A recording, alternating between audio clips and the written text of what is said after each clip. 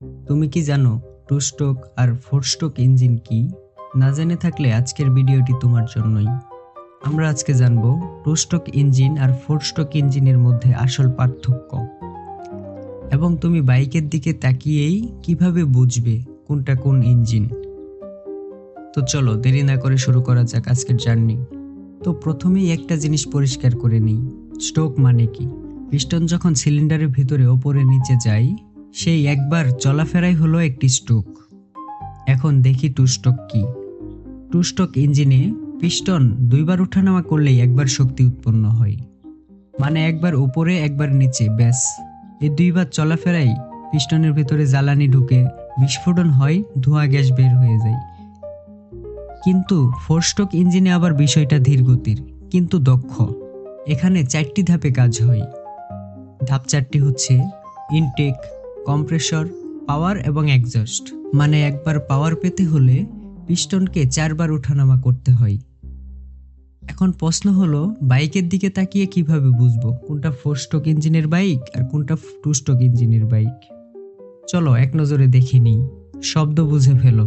Two stroke ইঞ্জিনের আওয়াজ হবে জুড়ে আর কানে লাগবে, যেমন পুরনো ইয়ামাহা RX-100, তুমি সাউন্ড শুনলেই বুঝবে।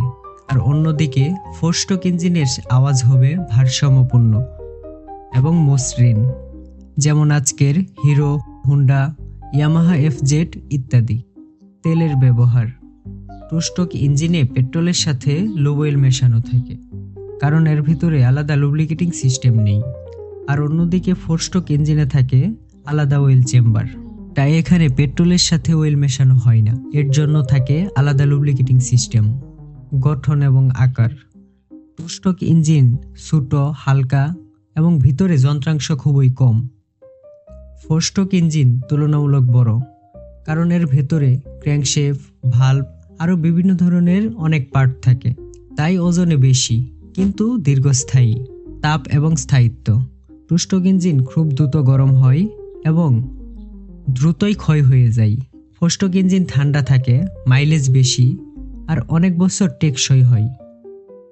টু স্ট্রোক ইঞ্জিনের প্রতিটি ঘূর্ণনেই পাওয়ার দেয়, তাই দ্রুত স্পিড পাওয়া যায়।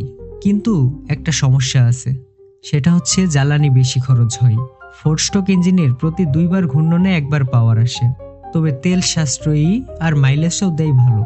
এখন যদি তুমি বাইরে থেকে ইঞ্জিন দেখে চেনার চেষ্টা করো, তাহলে এই বিষয়গুলো খেয়াল রেখো।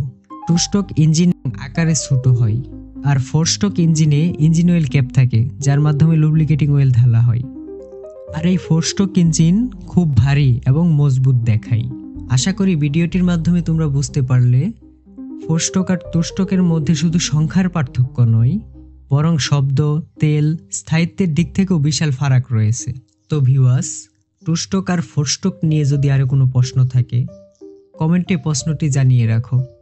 চেষ্টা করব তার উপর ভিডিও বানানোর জন্য ইনশাআল্লাহ। ভিডিওটি ভালো লেগে থাকলে লাইক দিও, কারণ তোমাদের সাপোর্টই আমাকে পরবর্তী আরেকটি ভিডিও বানাতে অনুপ্রেরিত করবে।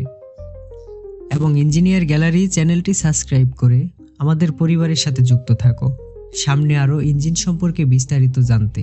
ভিডিওটি তোমার বন্ধুদের সাথে শেয়ার করে তাদেরকেও জানার সুযোগ করে দাও। আজকের মতো আমি কাউসার ইয়ামিন এখানে বিদায় নিচ্ছি। আসসালামু আলাইকুম।